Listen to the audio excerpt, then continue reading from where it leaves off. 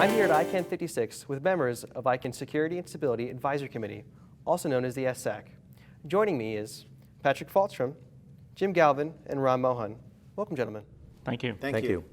Patrik, what is the SSAC, and what role does the SSAC play in ICANN policy development?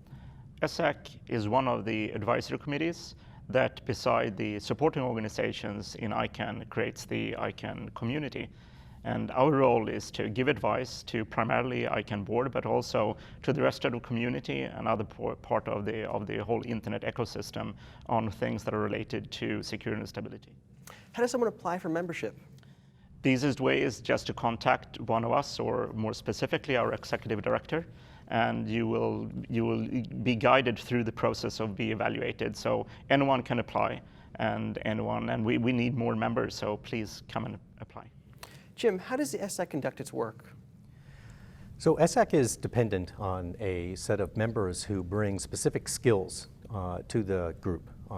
Mostly technical skills for the most part, but we are dependent on people who bring perspectives from other disciplines and other topics that certainly are important.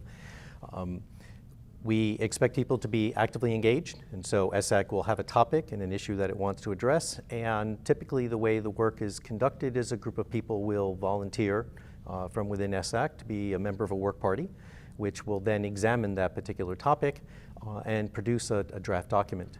And they'll typically use teleconferences and mailing lists through which to do those things. The group will decide for itself what kind of interactions it needs and how to conduct them. So we try to be pretty flexible about meeting the needs of the members who are there.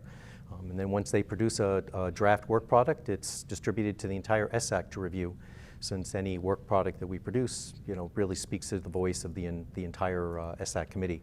And then it goes through another iteration of review there, which is generally very useful, so that folks who are not knowledgeable in specific areas have an opportunity to contribute their perspective to what a topic means to them. It's one of the things that is a hallmark of SSAC reports in their ability to be complete and thorough and examination of a topic from all sides. So, Ram, what is the role of the board liaison? The board liaison has two roles. One is to ensure that the work of the SSAC is represented in an appropriate way to the board, and is able to present to the board some of the more technical things that we work on.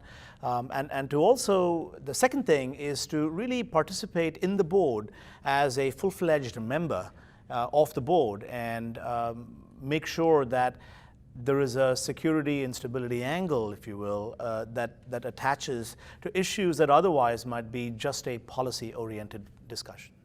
And finally, how does the SSAC interact with the board? The SSAC has a few interactions with the board. Primarily, all of our advice tends to be addressed to the board. We sometimes have advice to other parts of the community, other parts of the internet community itself, but most of our documents are written and sent up to the board. Our members are appointed by the board, and so we have a direct responsibility to the board. The other thing that the SSAC does is it has regular meetings, face-to-face meetings with the board, and if necessary, we arrange for teleconferences as well. But most of the times, it tends to be in the presentation of the work that we do, the documents that we create, the presentation of those to the board. Well, thank you so much for your time, and I hope you enjoy the rest of the forum. Thank you. Thank you.